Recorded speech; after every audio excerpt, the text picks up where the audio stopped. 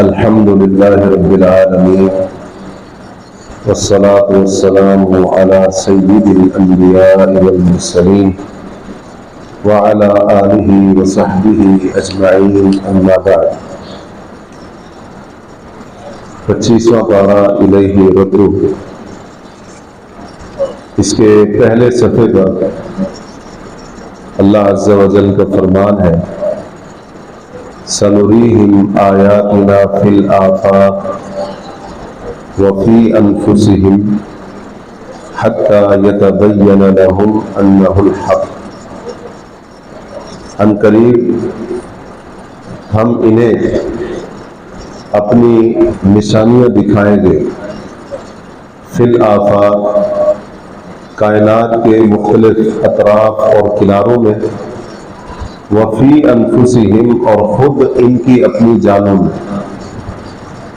اس وقت تک نشانیاں دکھانے کا یہ سلسلہ جاری رہے گا حتی یتبین لہم، یہاں تک کہ ان کے لیے واضح ہو جائے انہ الحق، کہ بے شک یہ حق ہے، یعنی قرآن کے حق ثابت ہونے تک اور نبی کریم صلی اللہ علیہ وسلم کی نبوت و رسالت کی حقانیت کے ثابت ہونے تک ہم ان کو اپنی یہ مختلف نشانیاں دکھاتے رہیں گے۔ اگر انسان غور و فکر کرنے والا ہو تو اس بات میں کوئی شک نہیں ہے کہ جس طرف بھی نگاہ اٹھائے، جس طرف بھی اپنی آنکھیں نگاہیں پھیرے، کائنات کے ایک ایک ذرے، کونے اور حصے میں چہار سمتوں سے اللہ تبارک و تعالیٰ کی قدرت، وحدانیت، عظمت اور شان اور حضور کی بہت ساری نشانیاں نظر آئیں گی۔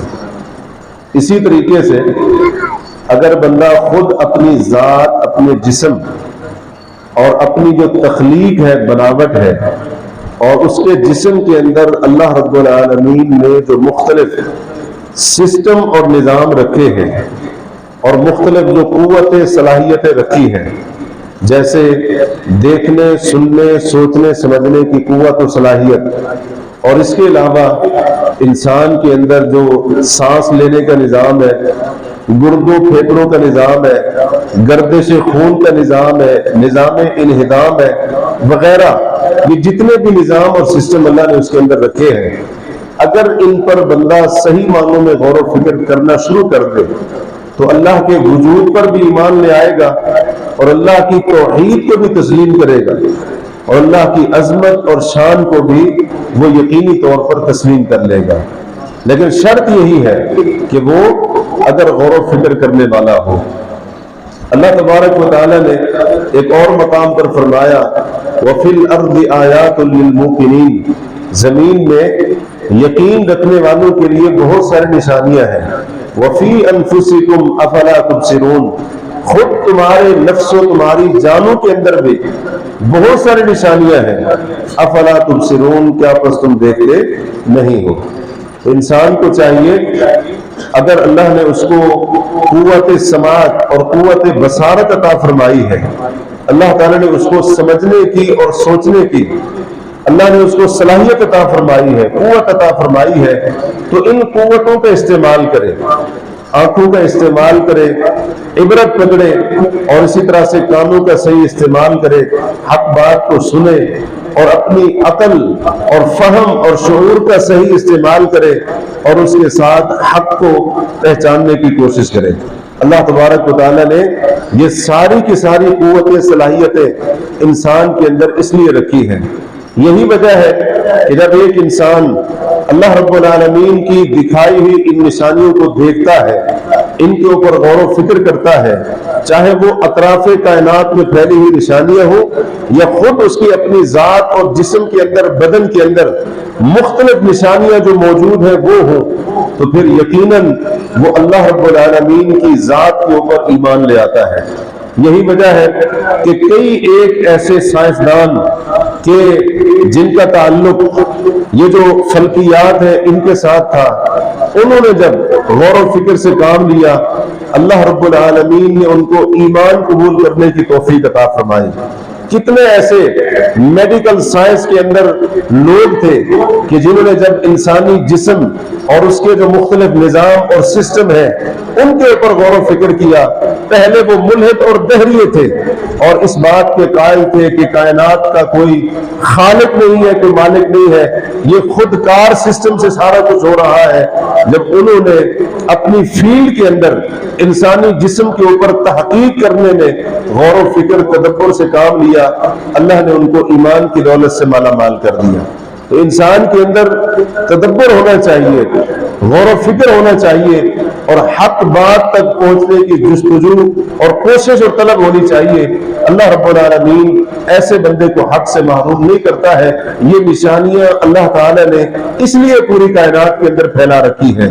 جو بھی ان نشانیوں کو غور و فکر کے ساتھ حق کی جستجو کے ساتھ دیکھے گا، اللہ تعالیٰ ضرور حق کا راستہ اس کے لیے کھول دے گا اور اس کے لیے حق کا راستہ روشن کر دے گا۔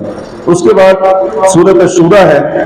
سورۃ الشورى میں ایک بات یہ کہی گئی، ام لہم شرکاء شرعوا لہم من الدین ما لم یأذن بہ اللہ، کیا لوگوں نے کچھ ایسے شریک بنا رکھے ہیں کہ جنہوں نے دین کے معاملے میں کچھ ایسے کام ان کے لیے مقرر کر دیے، متعین کر دیے، ما لم یأذن بہ اللہ، جن کاموں کے بارے میں اللہ نے حکم نہیں دیا، اللہ نے اجازت نہیں دی ہے۔ اس سے پتہ چلا دین کے معاملے میں اپنی منمانی مرضی کرنے کی اجازت نہیں ہے۔ یہ نہیں ہے دین کے اندر کہ جس کا جو چیز جی چاہے وہ دین کے نام کے اوپر عبادتیں گھڑنا شروع کر دے، اعمال گھڑنا شروع کر دے، جس کے جی میں جو آئے وہ کہے یہ بھی شریعت ہے، یہ بھی دین ہے، یہ بھی ثواب کا کام ہے، بغیر کتاب و سنت کی دلیل کے وہ اس طرح کی باتیں کرنا شروع کر دے۔ یہ دین کے معاملے میں اپنی منمانی کرنے والی بات ہے۔ اور یہاں پر جو بات سکھائی گئی، بتائی گئی، وہ یہ، اگر کوئی انسان کسی انسان کی اس معاملے میں پیروی کرتا ہے کہ وہ کہتا ہے یہ کام بھی دین ہے، یہ کام بھی ثواب کا ہے، اس کام کے کرنے سے اللہ تعالیٰ راضی ہوگا، اس کام کے کرنے سے ثواب ہوگا، یہ کام بھی داخل دین ہے اور شریعت کا جزو اور حصہ ہے، حالانکہ اس انسان نے کتاب و سنت سے کوئی دلیل نہیں دی، کیونکہ فلاں نے کہا ہے لہٰذا اس کام کو وہ دین کا درجہ دیتا ہے، اس بندے کو وہ اللہ کا شریک بنا رہا ہے، اللہ کا شریک بنا رہا ہے۔ اس لیے اللہ نے فرمایا ام لہم شرکاء، کیا ان کے شریک ہے، شرعوا لہم من الدین، جنہوں نے دین میں سے ایسی باتیں کام ان کے لیے مقرر کر دیے ہیں جن کاموں کی اجازت اللہ نے نہیں دی ہے۔ تو اس سے یہ بھی پتا چلا کہ کوئی کام اس وقت تک دین نہیں بن سکتا ہے جب تک اللہ کا حکم نہ ہو، اللہ کی شریعت کا حصہ نہ ہو، اللہ کی کتاب کے اندر اس کے اوپر دلیل موجود نہ ہو، محمد الرسول اللہ کی اس کے اوپر مہر تصدیق نہ ہو، اس وقت تک وہ کام نہ عبادت بن سکتا ہے، نہ دین بن سکتا ہے اور نہ شریعت کا حصہ بن سکتا ہے۔ اس لیے رسول اللہ صلی اللہ علیہ وسلم نے فرمایا من عمل عملا لیس علیہ امرنا فہو رد، جس نے کوئی ایسا عمل کیا کہ جس کے اوپر ہمارا حکم نہیں ہے، فرمایا فہو رد، اس کا وہ عمل مردود ہے، نہ قابل قبول ہے اس کا وہ عمل، اللہ تعالیٰ کے اس کا وہ عمل رد کر دیا جائے گا، ٹھکرا دیا جائے گا۔ تو اس مسئلے کی طرف بہت زیادہ توجہ دینے کی ضرورت ہے۔ ہمارے یہاں یہ دیکھا جاتا ہے چونکہ لوگ یہ کام کر رہے ہیں، اتنے لوگ کیسے غلط ہو سکتے ہیں، لہٰذا یہ کام دین ہوگا، یہ کوئی دلیل نہیں ہے۔ فلاں نے کہا ہے یہ ثواب کا کام، عبادت کا کام ہے، فلاں کیسے غلط ہو سکتا ہے، یہ کوئی دلیل نہیں ہے۔ کسی کام کے عبادت ثواب کا کام دین کا حصہ ہونے کے لیے یا تو کتاب اللہ میں سے دلیل چاہیے یا سنت رسول اللہ میں سے اس کے اوپر مہر چاہیے، دلیل چاہیے، وگرنہ وہ کام دین شریعت کا حصہ نہیں ہو سکتا ہے۔ اس کے بعد اللہ تعالیٰ نے سورۃ الشورى کے آخر میں یہ بات ارشاد فرمائی للہ ملک السماوات والارض، آسمان و زمین کی بادشاہت اللہ کے لیے ہے، یہب لمن یشاء اناثا ویہب لمن یشاء الذکور، جسے چاہتا ہے لڑکیاں دیتا ہے اور جسے چاہتا ہے بیٹے عطا کرتا ہے، وَيَجْعَلُ مَن يَشَاءُ عَقِيمًا، اور جسے چاہتا ہے بغیر اولاد کے رکھتا ہے۔ انہ علیم قدیر، بے شک وہ خوب جاننے والا، قدرت رکھنے والا ہے۔ کس کو بیٹے دینے ہیں وہ یہ بھی جانتا ہے، کس کو بیٹیاں دینی ہے وہ یہ بھی جانتا ہے۔ او یزوجہم ذکرانا و اناثا، کس کو بیٹے بیٹیاں دونوں دینے ہیں وہ یہ بھی جانتا ہے، اور کس کو اولاد نہیں دینی اس کو یہ بھی معلوم ہے۔ آج ہم مسلمانوں کو اپنے عقیدے ایمان کی اصلاح کرنے کی بہت زیادہ ضرورت ہے۔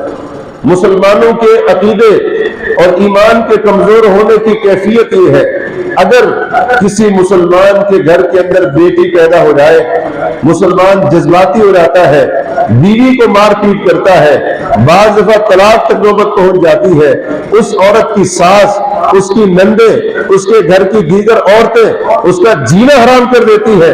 تو نے بیٹی کو جنم دیا ہے، حالانکہ بیٹی جنم دینا، بیٹا جنم دینا اس عورت کے اپنے اختیار میں، یہ تو اللہ نے فیصلے کرنے، اللہ نے بھی فیصلہ کر دیا ہے کہ کس عورت کے ہاں بیٹی ہوگی، پوری دنیا زور لگا کر بھی اس کے ہاں لڑکے کی ولادت نہیں کرا سکتی۔ یہ جاہلیت والی سوچیں، اور اسی طرح سے یہ جاہلوں والی سوچیں، یہ دور جاہلیت کے یہ جو افکار ہیں وہ پتہ نہیں ہمارے اندر کہاں سے آ گئے۔ عجیب و غریب معاملہ ہے کہ جس چیز کے بارے میں عورت کے اختیار ہی نہیں ہے، اس معاملے کے اوپر عورت کو ڈانٹا جائے، اس کو مار پیٹ کی جائے، اس کو لعن طعن کیا جائے، بلکہ طلاق تک یا جسمانی اذیت تک معاملہ پہنچا دیا جائے۔ یہ جہالت کی اور جاہلیت کی بدترین مثال ہے جو ہمارے معاشرے کے اندر پائی جاتی ہے، اور یہ دین سے دوری کا نتیجہ ہے۔ ایمان اور اسی طرح سے عقیدے کی کمزوری کا یہ ایک نتیجہ ہے کہ جو ہمیں آج دیکھنا پڑ رہا ہے۔ اس کے بعد سورہ زخرف کے شروع میں اللہ تبارک و تعالی نے نزول قرآن کا ایک مقصد بیان فرمایا قرآن عربی زبان میں اس لیے نازل کیا ہے تاکہ تم اسے سمجھو۔ تو قرآن کریم اس لیے نازل ہوا ہے تاکہ ہم سمجھیں، ہمارے سمجھنے کے لیے اللہ نے اپنی کتاب کو نازل فرمایا ہے، صرف اس کو رکھنے کے لیے نہیں کہ برکت کے لیے گھر کے اندر رکھ دو، صرف اس کو پڑھنے کے لیے نہیں، صرف اس کو چومنے کے لیے نہیں، اور اسی طرح سے قسمیں اٹھانے کے لیے نہیں، سر کے اوپر رکھنے کے لیے نہیں۔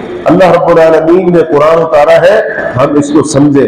قرآن میں اللہ ہم سے کیا کہہ رہا ہے، کن باتوں کا حکم دیا ہے، کن چیزوں کو حرام کیا ہے، کن چیزوں کا مطالبہ ہم سے کیا ہے۔ اللہ تبارک و تعالی نے کون کون سی ہدایات اپنی اس کتاب کے اندر نازل فرمائے ہمارے لیے، یہ جاننا ضروری ہے، اور یہ سب کچھ قرآن کو سمجھے بغیر ممکن نہیں ہے، تو سمجھنے کی ضرورت ہے۔ حقیقت ہے ہم لوگ قرآن فہمی کے معاملے میں بہت زیادہ دور ہے، بہت زیادہ دور ہے۔ ویسے تو ہر معاملے میں دور ہے قرآن سے، لیکن اس معاملے میں ہم کچھ زیادہ ہی دور ہے، تو اس کی طرف توجہ دینے کی ضرورت ہے۔ سورہ زخرف کے اندر ایک بات یہ کہی گئی کہ وَمَن يَعْشُ عَن ذِكْرِ الرَّحْمَنِ نُقَيِّضْ لَهُ شَيْطَانًا فَهُوَ لَهُ قَرِينٌ، جو رحمان کے ذکر سے دور ہو جاتا ہے ہم اس کے اوپر ایک شیطان مسلط کر دیتے ہیں، اور وہ شیطان اس کا ساتھی بن جاتا ہے۔ شیطان اس کے دل میں وسوسے ڈالتا رہتا ہے اور گناہ کے کام اس کے لیے خوبصورت بنا کر پیش کرتا ہے۔ بندہ سمجھتا ہے میں ہدایت کے اوپر ہوں، لیکن شیطان اپنا کام کر چکا ہوتا ہے، اس کو اللہ کے سیدھے راستے سے روک چکا ہوتا ہے۔ اس سے پتہ چلا کہ جو انسان اللہ کے ذکر سے غفلت برتتا ہے پھر اس کا معاملہ یہی ہوتا ہے۔ سیدنا ابن عباس فرماتے ہیں ان الشیطان جاثم علی قلب ابن آدم، شیطان آدم کے بیٹے کے دل پر چمٹ کر بیٹھا ہوا ہے، ڈیرے ڈال کے بیٹھا ہوا ہے، قبضہ جما کے بیٹھا ہوا ہے۔ فَإِذَا ذَكَرَ اللَّهَ خَلَصَ، جب آدم کا بیٹا اللہ کا ذکر کرتا ہے یہ دفع ہو جاتا ہے، دور ہو جاتا ہے، انسان کے دل سے قبضہ اپنا چھوڑ دیتا ہے، دور ہو جاتا ہے۔ وَإِذَا غَفَلَ وَسْوَسَ، لیکن جیسے انسان اللہ کے ذکر سے غافل ہوتا ہے یہ وسوسے ڈالنا شروع کر دیتا ہے۔ تو جو انسان اللہ کے ذکر سے دور ہوگا، غافل ہوگا، شیطان اپنا تسلط، قبضہ اس کے اوپر جمائے گا، اور یہی معاملہ اس گھر کا ہونے والا ہے جس گھر کے رہنے والے اللہ کے ذکر سے دور ہو گئے۔ آج جن، آسیب، نظر بد وغیرہ، جنات، یہ سایہ ہو گیا فلاں فلاں، یہ بہت سارے گھروں کے معاملات اور مسائل ہیں۔ اس بات کی طرف تو انسان فکر کرتا ہے کہ اس سے بچا کیسے جا سکتا ہے، لیکن اس چیز کی طرف لوگ توجہ نہیں دیتے کہ یہ سارے کا سارا معاملہ ہوا کس وجہ سے۔ یہ اس وجہ سے ہوتا ہے کیونکہ ہم نے آج اپنے گھروں کے اندر شیطان کے لیے سازگار ماحول بنا رکھا ہوتا ہے۔ گھروں کے اندر گانے بیٹھتے ہیں، گھروں کے اندر بے پردگی ہے، گھروں کے اندر حیا نام کی کوئی چیز نہیں ہے، گھروں کے اندر بے نماز ہے سارے کے سارے چھوٹے بڑے، گھروں کے اندر ذکر و اذکار کی کوئی کیفیت نہیں ہے، طہارت صفائی کا کوئی اہتمام نہیں ہے، احکام شرع کی کوئی پابندی نہیں ہے۔ تو شیطان تو ایسے ماحول کو ڈھونڈتا ہے۔ یہ جو اس کو سازگار ماحول جس گھر کے اندر، جس فرد کے اندر ملتا ہے، اس فرد پر بھی مسلط ہوتا ہے، اس گھر کے اندر بھی آ کر وہ اپنے ڈیرے جماتا ہے۔ تو اس لیے اگر ان تمام مسائل سے بچنا ہے تو اپنے گھر کو، اپنے گھر کے ماحول کو پاک کرنا ہوگا، پاکیزہ ماحول، اور جس گھر کے رہنے والے نماز، طہارت، ذکر و اذکار وغیرہ کا اہتمام کرتے ہو، شریعت کے احکام کی پابندی کی کوشش کرتے ہو، ان کے گھروں کے اندر تلاوت قرآن کی صدائیں بلند ہوتی ہو، گانے بجانے، آلات موسیقی کی صدائیں بلند نہ ہوتی ہو، تقوی پرہیزگاری کی کوشش کرتے ہو، حلال اختیار کرنے کی کوشش کرتے ہو، حرام سے اپنے آپ کو بچاتے ہو، اللہ کے فضل سے وہ فرد بھی اور اس گھر کے افراد سمیت وہ گھر بھی اللہ کے فضل سے ان تمام مصیبتوں، مسائل سے محفوظ رہتا ہے۔ تو اگر ان مسائل سے بچنا ہے تو پھر گھر کے ماحول کو پاکیزہ بنائیں، گھر کے ماحول کو شریعت کے مطابق ڈھالنے کی ضرورت ہے، وگرنہ پھر یہ سارے کے سارے مسائل ہوتے رہیں گے۔ اللہ تعالیٰ نے فرمایا الاخلاء یومئذ بعضهم لبعض عدو الا المتقین، قیامت کے دن جگری دوست ایک دوسرے کے دشمن ہوں گے سوائے متقی اور پرہیزگار لوگوں کا۔ اس آیت سے ہمیں یہ سبق سیکھنا چاہیے کہ دنیا کے اندر ہم دیکھیں، ہماری اگر کسی کے ساتھ دوستی ہے تو کس بنیاد کے اوپر دوستی ہے؟ تقویٰ کی بنیاد پر، پرہیزگاری کی بنیاد پر۔ میں اگر کسی کے ساتھ تعلق بنائے ہوئے ہوں، دوستی رکھے ہوئے ہوں، تو کیا اس وجہ سے وہ دین سے محبت کرنے والا ہے، دین پر چلنے والا ہے، دیندار آدمی ہے، شریعت کی پابندی کرنے کی کوشش کرنے والا ہے، متقی آدمی ہے، حرام سے بچتا ہے؟ کیا دوستی کی بنیاد اس کے اوپر ہے یا اس کے علاوہ کوئی اور مقصد، دنیاوی مفادات کے لیے، کسی اور مقصد کے تحت؟ بلکہ آج لوگ لوگوں کے ساتھ دوستیاں کرتے ہیں کس لیے کہ گناہ کے اندر ہمارا تعاون کرے۔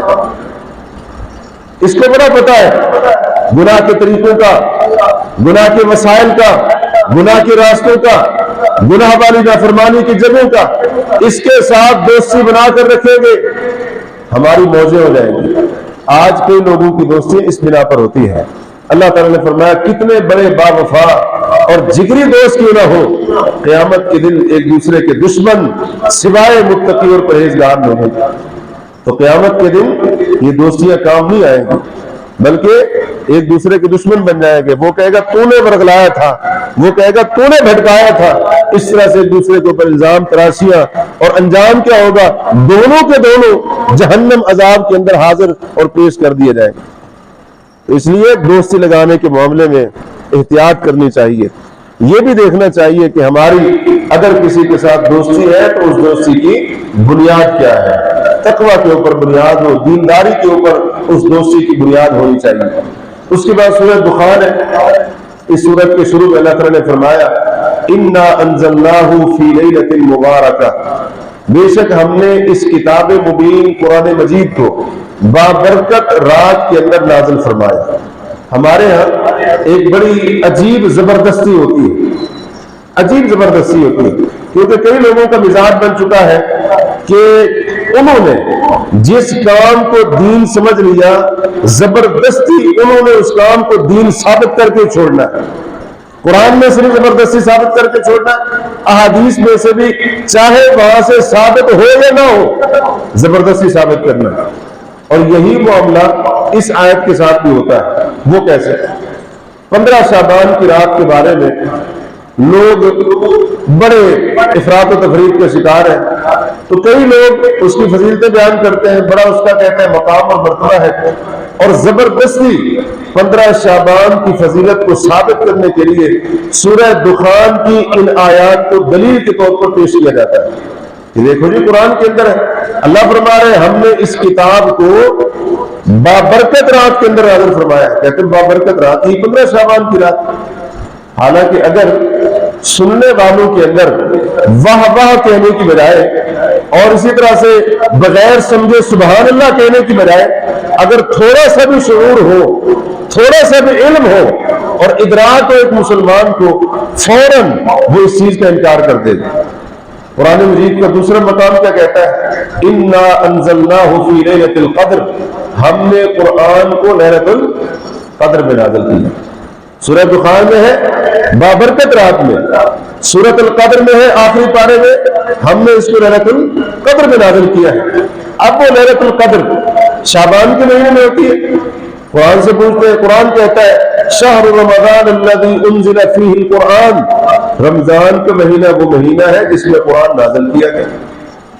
اب ان تمام آیتوں کو ملائیں تو پتہ چلا سورہ دخان کی اس آیت میں لیلۃ مبارکہ سے مراد لیلۃ القدر ہے، 15 شعبان کی رات نہیں۔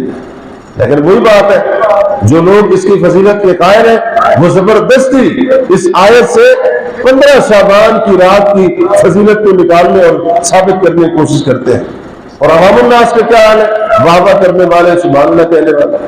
تھوڑا سا انسان عقل کے اوپر زور دے اس کو یہ بات سمجھ آ جائے گا، بالکل سادہ سا مسلمان، اس کو بھی کم از کم اتنا معلوم ہونا چاہیے کہ قرآن مجید رمضان کے اندر نازل ہوا ہے، شعبان کے مہینے میں 15 شعبان کی رات کو نازل نہیں ہوا۔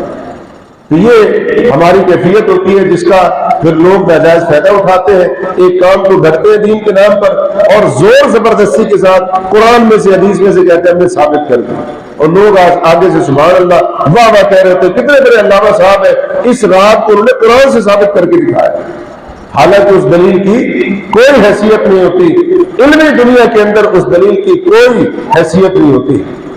اس کے بعد اللہ تبارک و تعالیٰ نے سورۃ الدخان کے اندر ایک بات ارشاد فرمائی جو ہمارے لیے بہت زیادہ قابل غور ہے۔ فرمایا فما بکت علیہم السماء والارض، فرعون اور اس کے جو حواری تھے ان کو غرق کرنے کے بعد اللہ نے فرمایا ان کے اوپر نہ آسمان رویا اور نہ ہی ان کے اوپر زمین روئی۔ اس آیت کی تفسیر میں مفسرین نے لکھا ہے کہ جب کوئی اللہ کا مومن بندہ فوت ہوتا ہے، نیک بندہ جب وفات پاتا ہے تو اس کی وفات کے اوپر زمین بھی روتی ہے، آسمان بھی روتا ہے۔ زمین کیوں روتی ہے؟ زمین کے جس خطے اور ٹکڑے کے اوپر اس نے زندگی گزاری، اس نے سجدے کیے، اس نے عبادتیں کی، اس نے اللہ کی اطاعت والے کام کیے، رب کو راضی کرنے والے کام کرتا رہا، زمین کے اس حصے اور ٹکڑے کے اوپر رہ کر زمین کے اس حصے کو اس کی وفات پر افسوس ہوتا ہے۔ اب اس مومن بندے کے، نیک بندے کے سجدے نہیں ہوں گے میرے اس میری پشت کے اوپر۔ اسی طرح سے آسمان بھی روتا ہے۔ اللہ تعالیٰ کا فرمان ہے الیہ یصعد الکلم الطیب والعمل الصالح یرفعہ، کہ جو پاکیزہ کلمات ہیں وہ اللہ کی طرف بلند ہوتے ہیں، والعمل الصالح یرفعہ، اور نیک عمل بھی اللہ کی طرف بلند ہوتا ہے۔ تو آسمان اس وجہ سے روتا ہے کہ اب اس نیک بندے کے نیک اعمال میرے کسی دروازے راستے سے ہو کر اللہ کی طرف بلند نہیں کیے جائیں گے، اس کے اوپر اس کو افسوس ہوتا ہے۔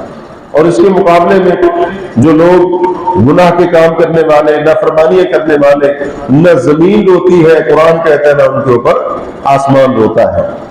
ایک حدیث ہے، نبی علیہ الصلوۃ والسلام ایک مرتبہ تشریف فرما ہے، ایک جنازہ گزرا، آپ نے فرمایا مستریح او مستراح منہ، یہ جنازہ یعنی یہ جو میت ہے یا تو یہ آرام پانے والا ہے یا اس سے چھٹکارا حاصل کیا گیا۔ صحابہ نے کہا اے نبی علیہ الصلوۃ والسلام اس کا کیا مطلب ہے؟ چھٹکارا پانے والا ہے، یا آپ نے فرمایا چھٹکارا اس سے پایا گیا ہے، اس کا کیا مطلب ہے؟ آپ نے فرمایا کہ العبد المؤمن مومن بندہ جب وہ فوت ہوتا ہے استراح من نصب الدنیا، تو وہ دنیا کی تھکاوٹوں سے، دنیا کی تکلیفوں سے چھٹکارا پا جاتا ہے اللہ کی رحمت کی طرف۔ وہ کہتا ہے اب میری دنیاوی آزمائشیں ختم ہو گئی، اب اللہ سے ملاقات ہوگی، اللہ کی رحمتیں ہوں گی، رب کا فضل و کرم ہوگا۔ وہ دنیا اس کی تکلیفوں سے چھٹکارا پا کر دنیا سے رخصت ہو جاتا ہے۔ یہ معنی ہے مستریح کہ یہ جنازے والا، یہ چھٹکارا پانے والا ہے، یا پھر اس سے چھٹکارا حاصل کیا گیا۔ چھٹکارا حاصل کیا گیا وہ کون ہوتا ہے؟ نبی علیہ الصلوۃ والسلام فرماتے ہیں وَأَمَّا الْعَبْدُ الْفَاجِرُ، جو فاسق فاجر بندہ ہوتا ہے، فسق و فجور کے ساتھ اس کی زندگی لتھڑی ہوئی ہے، اس کی جب موت ہوتی ہے تو فرمایا فَيَسْتَرِيحُ مِنْهُ الْعِبَادُ وَالْبِلَادُ وَالشَّجَرُ وَالدَّوَابُ، اس کی موت کے اوپر اللہ کے بندے بھی چھٹکارا پاتے ہیں، زمین بھی چھٹکارا پاتی ہے، درخت بھی چھٹکارا پاتے ہیں، اور چوپائے اور جانور بھی چھٹکارا پاتے ہیں۔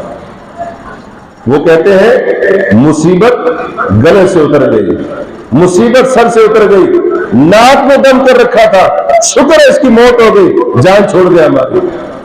تو اس کے اوپر ہمیں غور کرنا چاہیے، کہیں میں اور آپ ایسی زندگی تو نہیں گزار رہے ہیں کہ اہل زمین ہماری شرارتوں کی وجہ سے تنگ ہو، ہماری تکلیفوں اذیتوں کی وجہ سے تنگ ہو، ہماری بہتان بازیاں، کبھی کسی کا حق مار لیا، کبھی کسی کو لوٹ لیا، کبھی کسی کو تھپڑ مار دیا، اس کے ساتھ لڑائی کر دی، خون بہا دیا، کبھی کسی کو گالی دے رہے ہیں، کبھی کسی کے اوپر بہتان باندھ رہے ہیں، اس طرح سے اللہ کے بندوں کی زندگی کو اذیت ناک بنا رکھا ہے، اور اسی طرح سے ان کی ناک کے اندر دم کر رکھا ہے۔ کہ ہم اس طرح کی زندگی تو نہیں گزار رہے کہ جب ہماری موت ہو تو لوگ اللہ کا شکر ادا کریں، یا اللہ تیرا شکر ہے اس مصیبت سے تو نے ہماری جان چھڑا دی۔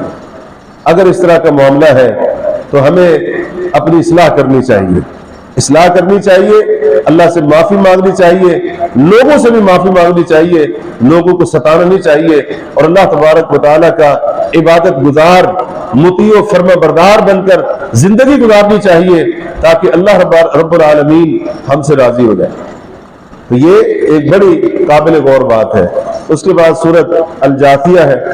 سورۃ الجاثیہ میں اللہ کی بہت ساری نشانیاں بیان ہوئی ہیں، باتیں بہت ساری ہو سکتی ہیں، صرف اس صورت میں سے ایک بات پر ہم غور و فکر کرتے ہیں، وہ یہ اللہ نے فرمایا ثم جعلناک علی شریعۃ من الامر، اے نبی علیہ الصلوۃ والسلام ہم نے آپ کو اپنے دین کی جو شریعت ہے، راستہ ہے، اس کے اوپر ہم نے آپ کو کھڑا کر دیا، فاتبعها، آپ نے شریعت کی پیروی کرنی ہے، ولا تتبع اهواء الذین لا يعلمون، اور جو لوگ علم نہیں رکھتے، جو جاہل ہیں، علم سے بے بہرا ہے، فرمایا آپ نے ان کی خواہشات کی پیروی نہیں کرنی ہے۔ انہم لن یغنوا عنک من اللہ شیئا، لوگ آپ کو اللہ کے ہاں کسی چیز کا فائدہ نہیں پہنچائیں گے۔ اس سے مجھے اور آپ کو یہ نصیحت حاصل کرنی چاہیے کہ ہمیں اس چیز کی فکر نہ ہو دین کے معاملے میں کہ میں دین کے اس عمل کو اختیار کروں گا تو لوگ کیا کہیں گے۔ آج ایسے ہوتا ہے، ہم نے دین کی بہت ساری باتیں، شریعت کے بہت سارے مسائل، شریعت کے بہت سارے اعمال، ان سے اس لیے جی چرایا ہوا لوگ کیا کہیں گے۔ عورت کہتی ہے پردہ کروں گی، لوگ کیا کہیں گے۔ مرد کہتا ہے میں داڑھی چھوڑ دوں، لوگ کیا کہیں گے۔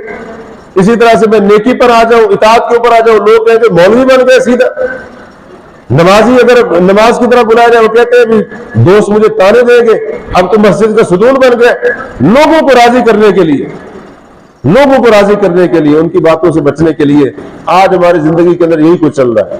یہ کام میں نہیں کرتا، لوگ کیا کہیں گے اگر یہ کام کروں گا۔ یہ کام میں کرتا ہوں، اگر یہ کام نہیں کروں گا لوگ کیا کہیں گے۔ اس بات کی فکر نہ کریں لوگ کیا کہیں گے، کیا نہیں کہیں گے۔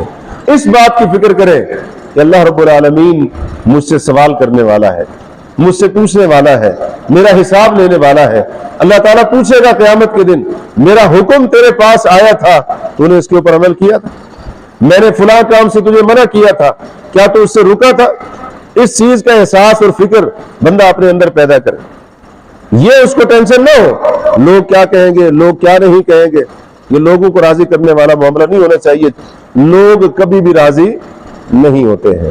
بندہ زندگی بھر لوگوں کو راضی کرنے کی کوشش میں رہتا ہے. لوگوں کا حال یہ ہوتا ہے انسان ان کو دعوت کے اوپر بلاتا ہے, پتہ نہیں کتنے اخراجات کر کے کھانا کھلاتا ہے, وہی اس کے گھر میں آ کر کھانا کھا کر جانے والے وہ بجائے اس کو دعائیں دینے کے اس کو گالیاں دے کر جا رہے ہوتے ہیں. بڑا کنجوس آدمی ہے, اس نے وہ کھانا نہیں کھلایا جو ہم کھانے کے لیے آئے. لوگوں کو راضی کرنے کے لیے رب کو ناراض کرنے کے, یہ کوئی عقل مندی والی بات نہیں ہے. اور اللہ نے قرآن کے اندر فرمایا اپنے پیاروں کے بارے میں, اپنے محبوب بندوں کے بارے میں فرمایا لا یخافون لومۃ لائم, وہ کسی ملامت کرنے والے کی ملامت سے ڈرتے ہیں. دین کے اوپر وہ ڈٹے رہتے ہیں, اللہ کے احکامات کی پیروی کرتے ہیں. لوگ کچھ بھی کہتے رہے, لوگ ملامتیں کرتے رہے, لوگ لان تان کرتے رہے, اور لوگ جو ہے نا باتیں ان کو سناتے رہے, آوازیں کستے رہے, لوگ طرح طرح کی ان کے بارے میں باتیں بناتے رہے, کچھ بھی کرتے رہے. فرمایا جو ہمارے محبوب اور پیارے ہیں وہ کسی ملامت کرنے والے کی ملامت سے نہیں ڈرتے ہیں. نبی علیہ الصلوۃ والسلام نے حضرت بزرگ کو فرمایا تھا لا تخف اللہ لومۃ لائم, اللہ کے معاملے میں کسی ملامت کرنے والے کی ملامت سے ڈرنا. تو آج ہمیں بھی کسی ملامت کرنے والے کی ملامت سے ڈرنے کی ضرورت نہیں ہے. آج حالت یہ ہے, آج کئی مسلمان اپنے آپ کو مسلمان کہنے کے لیے تیار نہیں ہوتے. اگر کسی ایسی محفل کے اندر بیٹھے سلام کہنے کے لیے تیار نہیں ہوتے کہ جس جگہ پر میں جا رہا ہوں اگر میں نے سلام کیا تو آگے سے مجھے باتیں سنائی جائیں گی, تانے ملے گا. بڑے آج کل مولوی صاحب بن گئے, یہ بھی کوئی بات ہے. مسلمان اپنے دین اور دین کے جو شاعر ہے, دین کے اعمال ہیں, ان کے اوپر ڈٹ جائے, ان کی پابندی کرے. لوگ اس کی تعریف کرے, لوگ اس کی ملامت کرے, اس چیز کی فکر نہیں ہونی چاہیے. اللہ تبارک و تعالیٰ سے دعا ہے اللہ تعالیٰ ہمیں ان باتوں کو سمجھنے کے ساتھ ساتھ ہمیں اپنی اصلاح کرنے کی توفیق عطا فرمائے. وباللہ التوفیق. اقول قولی ھذا واستغفر اللہ لی ولکم.